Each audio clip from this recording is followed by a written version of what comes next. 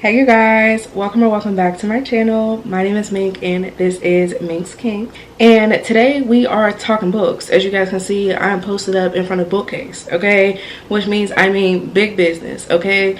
And let me clarify one thing first, okay? Your girl does have a full beat. I just came from my work Christmas party, so okay, I didn't want to let the beautiful face go to waste. Okay, so we're here to talk about books. Today is day 4 of Minksmas. If you are new around here, hey, my name is Mink. I do natural hair, lifestyle, book, and beauty content. So first things first, if you're interested in any of those things, of course, make sure you hit that subscribe button. Join our Kiki Crew fam. We absolutely would love to have you. But also, piggybacking right off of that, Minksmas is something that I do every year, the 7 days leading up to Christmas. And today you're watching day 4. And of course, one of my favorite things to film is talking about books. You guys know that I am a big reader, okay? The girls and guys who watch the vlogs know the girl be reading. So I set a goal this year to finish 24 books in 2024. And so far I've finished 25. I may finish a little novella or something here and there. We'll see. But for today, as you guys read by the title, we're going ahead and rating the books from my favorites to my least favorites, all 25 books that I have read. I'm going to give you guys the rating, a little bit of a synopsis, and my thoughts and opinions on the book. And listen, like I said, there's 25 books on this list, so instead of yapping, let's start talking about these books. So I am going to insert pop-ups over on the side so that you guys can see the covers of the book, because I am a sucker for a cover. I know they say don't judge a book by its cover, girl, but I do. A cover is going to make me pick it up every single time. So the first book on the list, and my favorite book of 2024, was an easy choice. I'm not going to lie to y'all. I have read so many good books and so many books that I've enjoyed, but it was clear who was the winner. In the top spot for my favorite book of 2024 is A Love Song for Ricky Wilde by Tia Williams. Let me tell y'all,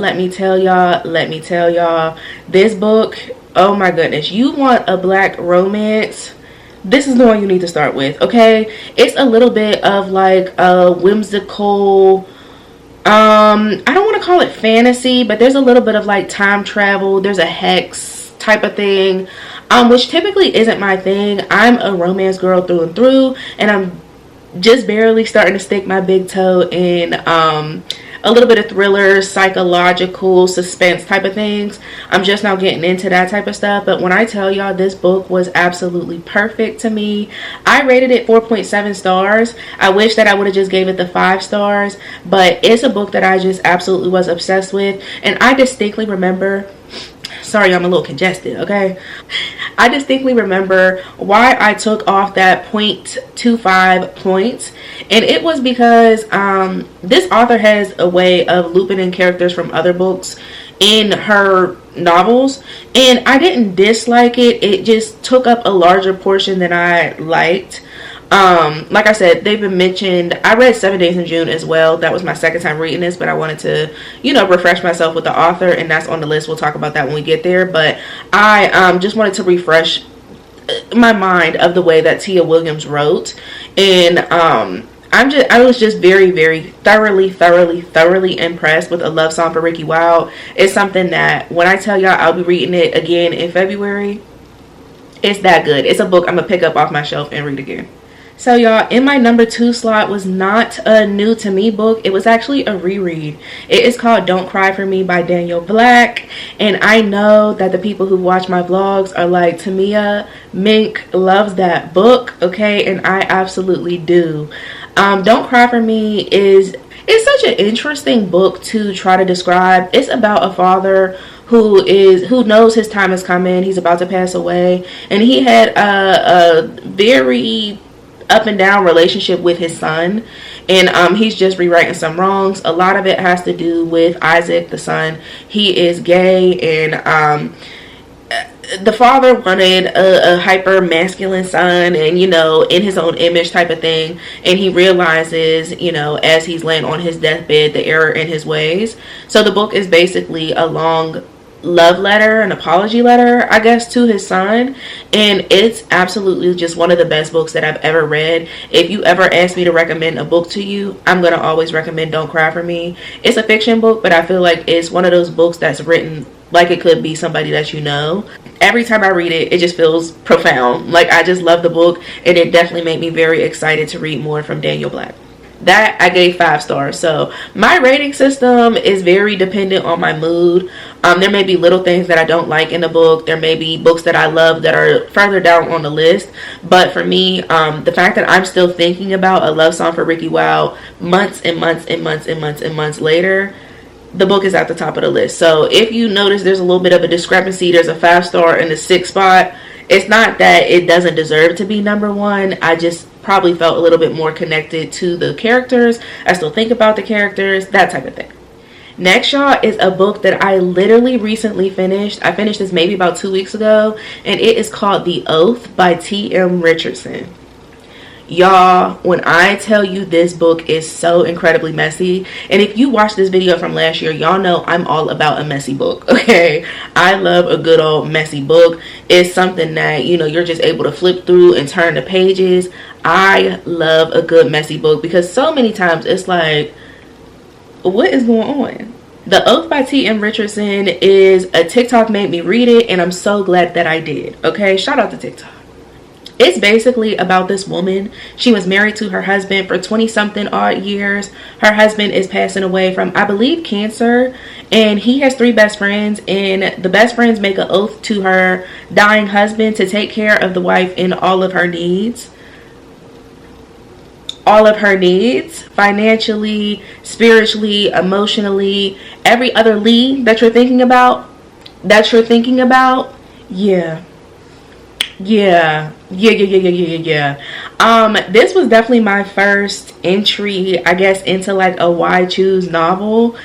It was perfect. It wasn't uncomfortable. I felt like they described things really nicely. It was new to the main character as well, and I just thoroughly enjoyed it. Highly recommend, but if you're not into spicy, skip that one, friend.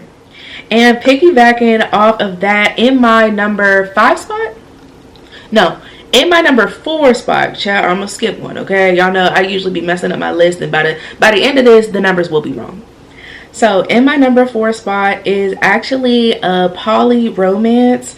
And y'all, again, this was my first entry into this, but I absolutely loved it. So the book I'm talking about is called Just for the Cameras. I don't know how to say the author's name, but like I said, I'm inserting pop-ups of everything, and I will link everything down below as well. So like I said, this is a poly romance. It's basically about a friend group of 3. There's a couple, and then they have a male best friend. He lives there, child. Essentially, he went through a breakup. One thing leads to another. They end up in a relationship, and it's trying to figure out, does this work for them? Are they interested in that?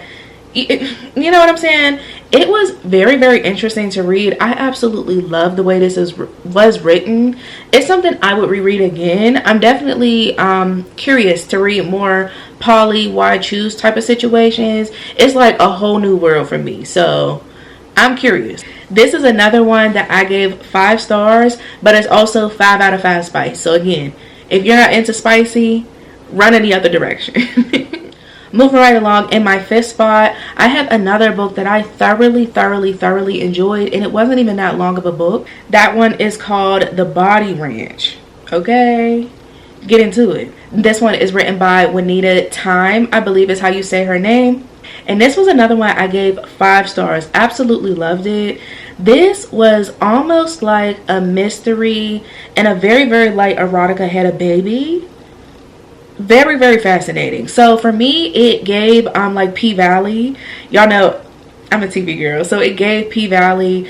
It takes place in this it's like a city, I guess is what we would call it, and it's basically just this town that has Black and Indigenous Native American people, and they protect it hard, okay? So anybody who is not in those groups, they have a hard time there.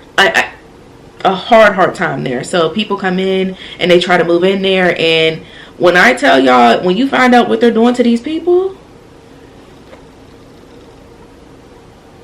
I didn't see it coming, and I think that's why I loved it. I didn't see it coming, y'all, at all. The cover is something completely different than what the book was about. There was a little bit of romance. Like, I thoroughly enjoyed this one. It's definitely one I highly recommend, and I actually followed the author after I read this book so that I could be in the loop if she comes up with something new or if I want to pick up something else that she's written, because I really enjoyed that book. It caught me off guard, but I really enjoyed it. So in my number 6 spot is another romance. Who's surprised? Okay, y'all know I'm a romance girl. This one is called The Last Minute First Lady by Tania Mountford. And this one I gave 4 stars. This one I recently, very recently finished. It's basically a political romance type of novel, but like make it black. It gave scandal, y'all. It gave scandal with a little less scandal, a little bit more romance. It's basically about a politician who is running and he needs a wife. And then on the other end, our female main character is a journalist and she's been in some hot water at her job. And so it's kind of a win-win for both of them. She gets exclusives on this politician, he gets the wife, and it's almost like a marriage of convenience. They fall in love with each other. There's some mess in the middle, but that's pretty much the premise of the book. It's something that I absolutely really enjoyed. I read it around the time of the election because I needed something light, okay? And when I tell y'all, it absolutely did what it was supposed to do. I really did enjoy that book. It was very good. Okay, y'all, so I read another book. That one is called Plie by A.H. Cunningham. Y'all, the cover's a lot. Okay, the cover's a lot, but and I think the cover would deter some people. I read this on my Kindle. I read it on my Kindle, and she's a dance instructor. He's like a cyber security business owner guy. Like, his child's at her dance studio. It's a very fast romance, but I really actually enjoyed the romance in this book, so much so that when I tell you I ran to go get the second book in the series, and I do plan to read that one hopefully early on next year. I really did like it, and I want to say there's a third book that's coming out for that series. Don't quote me on that, but I really did enjoy the book. I can't tell you all the details, girl. I might have to go back and reread it because I know some of the characters carry over into the second book, but it was a book that I really enjoyed. Like, gave it 5 stars, really enjoyed. All right, moving on to book number 8. This book was called The 7 Cent Split by Carmen Lee, and I gave this one 4.5 stars. This one was sent to me. It was a digital arc from NetGalley. I believe NetGalley sent me this one. NetGalley and Carmen Lee. This was like a small town romance type of thing. They're both teachers. One is moving back home to the small town. I think the town is called Peach Blossom. Yeah, the town is called Peach Blossom. Girl, that's a mouthful. Hold on. She's moving back to teach at this small school. Somebody who was her friend, they were on a bowling team together. They end up like falling for each other while they're creating this bowling team at their school, reliving their youth type of situation. It's very cute, very wholesome. A tiny bit of spice, nothing too serious. Like I said, I gave this one 4.5 stars, and I actually got the sequel to this book. I think it's called The Relationship Mechanic.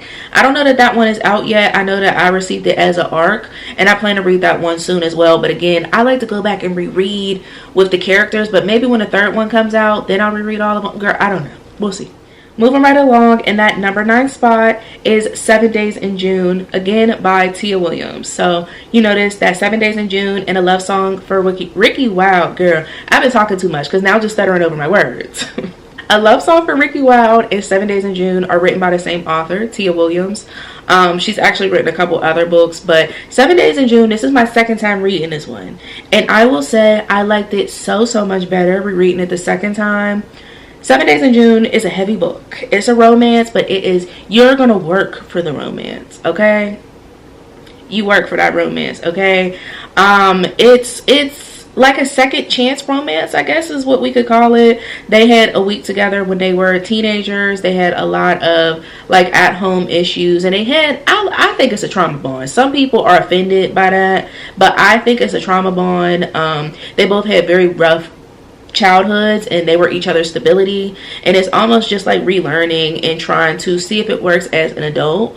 I think that the book is very good. Like I said, I like it so much better reading it the second time. So if you had a hard time digesting 7 Days in June, read it a second time and see if you like it any better. I personally liked it better the second time. All right, y'all, so we are chugging right along through this list. For my number 10 spot, I have a book called Business Not As Usual by Sharon Cooper. And y'all, this is another book I rated 5 stars, okay? It has been a very good book year. I definitely can't complain. This book follows, I believe the main characters are Carter and Dreamy. And Carter is a multi-billionaire. Millionaire, billionaire, I'm not sure. But he owns a big company.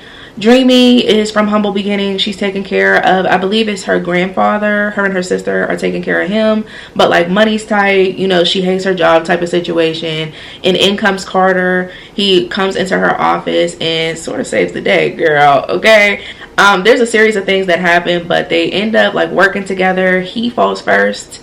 And it's just one of those books that I absolutely love. Just black girls being loved on, especially by a multi-million billionaire.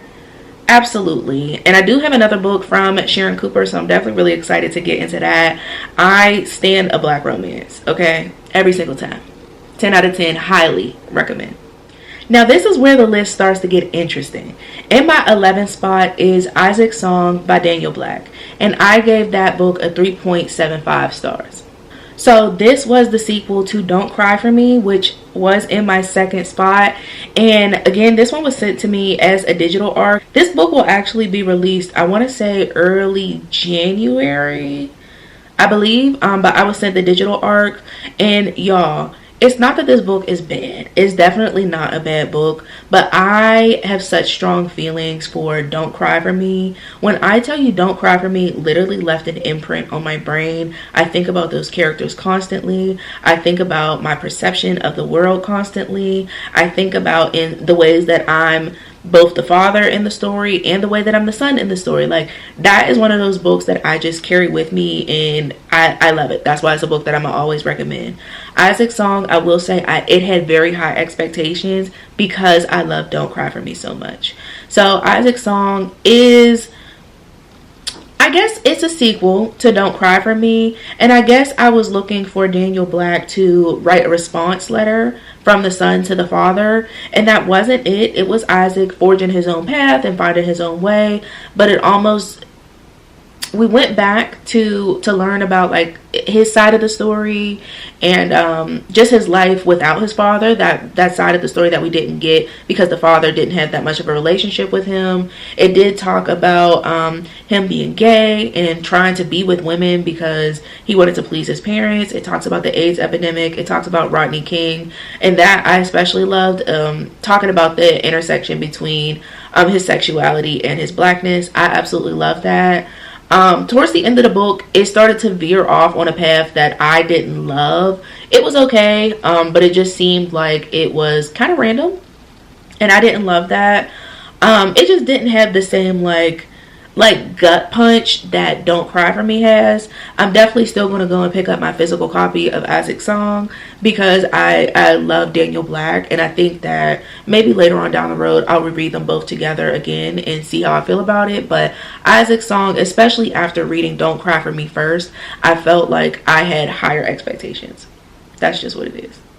Moving on to number 12, the next book is One Summer in Savannah by Tara Shelton Harris. I actually picked this book up from Target because the cover is stunning. Which, like I said in the beginning, y'all, I'm a cover girl, okay? Sometimes I will see a pretty cover and pick it up, didn't even read the back, okay? I'm that person. I may not even like the premise of the book, but because the cover is beautiful, I'm gonna pick it up anyway. Let me know if you're the same. So I gave this one 4 stars. It's a very, very good book. It's a lengthy book. It's pushing 500 pages as well. And it's a heavy book. It's a very emotionally heavy book. And I think I made the mistake of reading this at the end of summer. It's called One Summer in Savannah. So I'm a mood reader. I wanted to read it in the summer, of course. But it's a heavy story, okay? It is about a woman who moves out of her hometown. She was assaulted, which led to her having a child. She comes back to this town 8 years later because her father is sick and, you know, needs to be taken care of. But this is also the town where this assault was, you know, committed on her, as well as her child's father and his family. And they don't know that this child exists.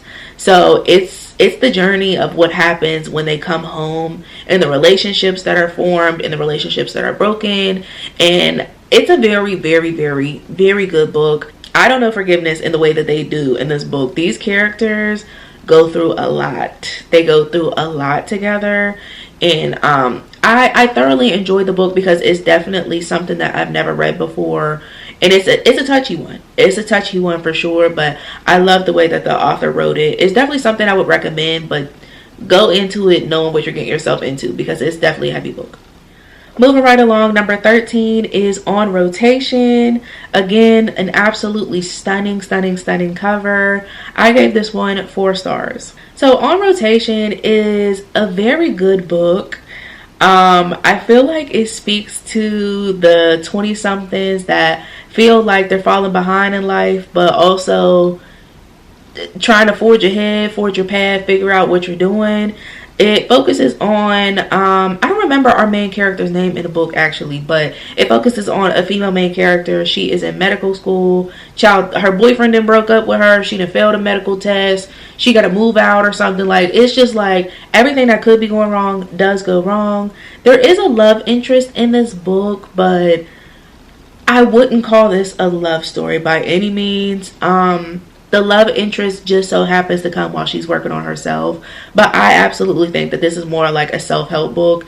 It's not self-help. Oh my goodness. Self-discovery book. Definitely more of a self-discovery. She's finding herself along the way. It's like she's getting into her groove.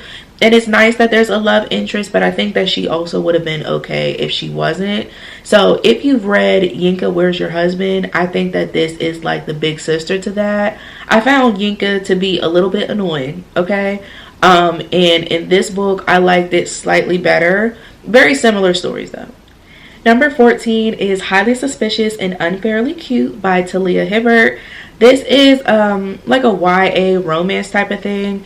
It's about 2 high schoolers who used to be friends, turned arch nemesis, and now they are on this camping trip for, I don't know if it's like an internship or it looks good on a resume. I don't remember what they called it in the story, but they're on this trip in the wilderness. They know each other. They used to be friends. Now they low-key have feelings for each other. They know that their rivalry wasn't necessarily that deep, but it was a very, very cute book. I think that I would really enjoy this book a lot more, again, if I read it at the right time. I'm not a huge YA girl, so I have to be very particular about my YAs, but it's a book that I absolutely kept. I have a physical copy of it, and I definitely want to go back and reread it. I have at least 1 or 2 other books by Talia Hibbert on my Kindle, so I want to go back and reread just to, you know, like I said, refresh myself with her writing style and, you know, just see if I like it any better. It's not that I disliked it. I gave it 4.5 stars. It's just, I think that I made the mistake of reading it at the wrong time, because that for me can affect my ratings. The next book that I read, this is the 15th book. It is called Chaotic Arousals. I don't remember the author's name on this one, but this is a 4-star read for me. It was okay. It was a novella. This was something I picked up for Stuff Your Kindle Day. We love Stuff Your Kindle Day, Black Readers Appreciation Event. I love all the free ebooks. Send them my way. Send them my way. It was a 4-star read for me, but like I said, it's a novella, so I don't remember the ins and outs of the book still, y'all. Number 16 is called Love You Till the End by Lauren Lacey. And this one I gave 3.5 stars. So this is a part of a series, Love in Beverly Mills series by Lauren Lacey. She has a whole universe full of books. And I was on her ARC team for this Love in Beverly Mills series. I actually did pick up, she had another like summer romance. She called them novellas, but they're like 200 and something pages. So I don't know that I would call them novellas, but it's like a summer romance type of thing. Haven't read those yet, but I like the Love in Beverly Mills series. It's about 3 different siblings, 3 sisters, and just sort of their path and, you know, their relationships that they're in. They're heavier books for sure. The characters, the relationships are very complicated. They're definitely not one-dimensional characters. I want to say in this book, the 3rd book is about Izzy. She's an influencer. She's a florist, and I want to say she has like an eating disorder. Her partner has severe home issues. Like I had a tough childhood growing up, so it's definitely a tough book to read, but I did enjoy it and I really did like the series. If you can make it through and you don't mind heavier books, I really do like the series, and we love supporting small indie authors too. Now, for number 17, this is Love and Other Disasters by Anita Kelly. And this one I gave 3 stars. I'm pretty sure this is the first book that I read in 2024, so forgive me if I don't have all the ins and outs and details from the book. But it's like if Top Chef was a book and there was like a little romantic spin on it, that's what this book would be. It was a good book. It was a like, it wasn't a love. I did enjoy the book. The romance was cute. I love Top Chef. I like to hear about their little challenges and how they work together and how they bonded over cooking and stuff. It was such a cute book. It just wasn't a favorite for me though. Number 18 is called Femme Fatale, and I thought that this was another just okay book. It was another erotica girl, and I'm pretty sure this was another one from Stuff Your Kindle Day. It was 3 stars. It was okay. It wasn't anything to write home about for me. It didn't stop the presses. Now, number 19 is called Beaches, Bungalows, and Burglaries by, I believe her name is Tanya Capps.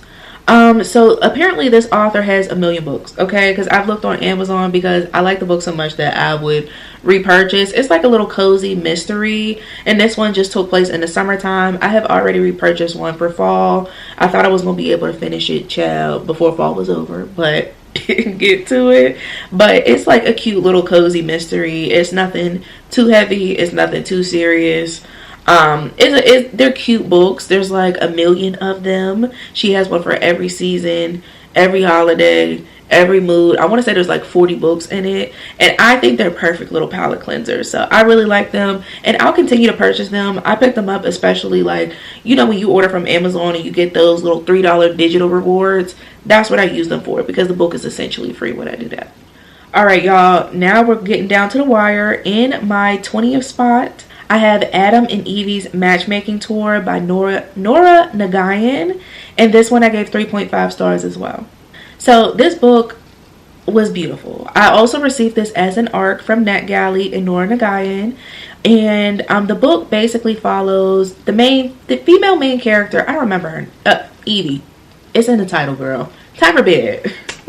So Evie, the main character, lost her father. She was very, very close with her aunt. Her aunt leaves her like an inheritance, but as a part of that, she has to go on this matchmaking tour, which takes place in Vietnam.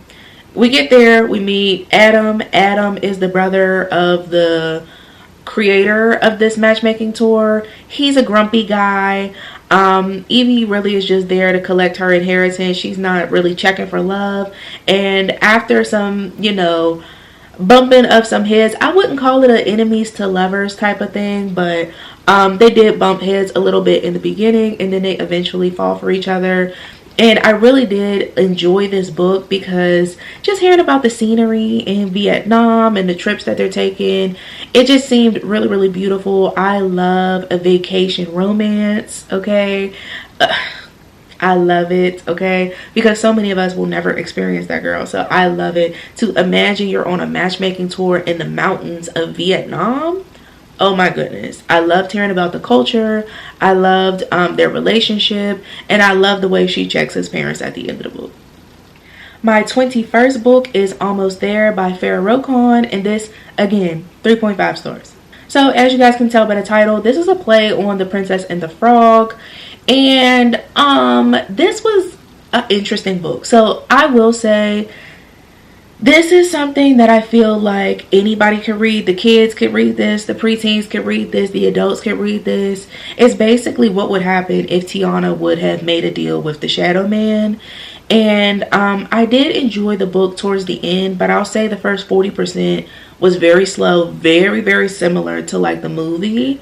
For me, it was too similar to the movie at that point, and it took too long for the deviation to happen.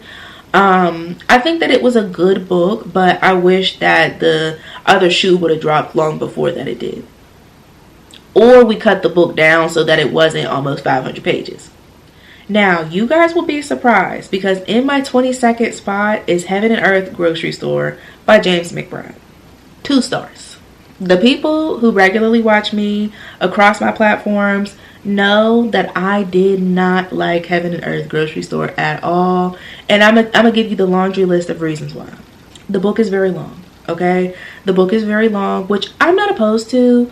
I think it was almost 400 pages. So, of course, like I said, I've read books that push 500. I have a 700-page book on my Kindle, okay? I read books.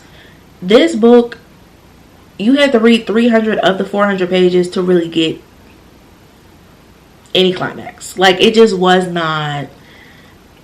There were so many characters in this book, and so many characters who honestly we didn't need to know. Like, they didn't add anything to the story. Like I said, it took a long time to get to the end. There's like a white savior complex for me that rubbed me the wrong way. I didn't love that.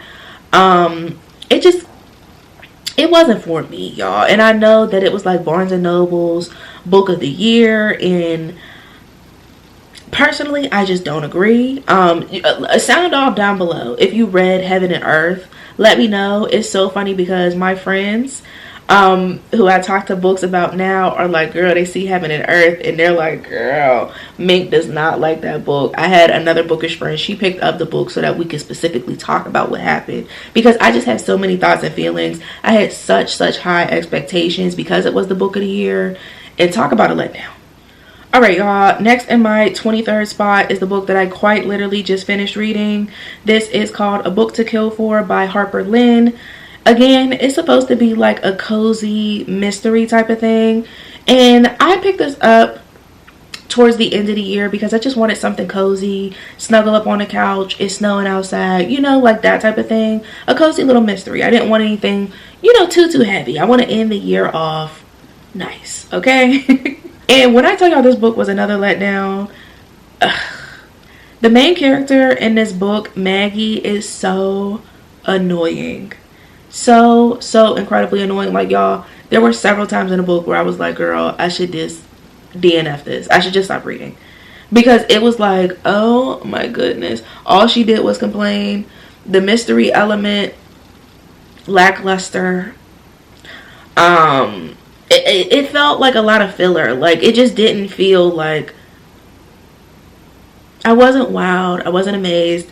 I didn't love the romantic element. Like, it seemed like she just, I don't want to give y'all too many details because honestly there's not that much that happens in the book, so I don't want to give any details away. But the book was annoying. The book just was uninteresting, but the main character made the book borderline annoying to read. I'm proud of myself for finishing it. In the 24th spot, we have a book called Submit by Sonnet. This was a 1-star, another Stuff Your Kindle Day book. And for me, I finished it, but was it anything I would recommend? No. Is it something I would reread? No. It was just, okay. I'm certainly glad I got it for free. And last but not least, for my 25th book of this year, How to Date Men When You Hate Men by Blythe Robinson, I think is how you say her name. I believe that was the author's name. And I gave this book, y'all, 2.5 stars. With a title like that, you think that it's like more of like a self-help. I knew it was going to be funny because of the title, but this was almost like a memoir to like her unfortunate dating history and why she specifically hates men. There's nothing, there's no sort of advice. It's really like, I feel like I was reading her diary about like her prior relationships with men, and it was weird to read. I didn't get anything interesting from the book. It was just a book. It was just a book.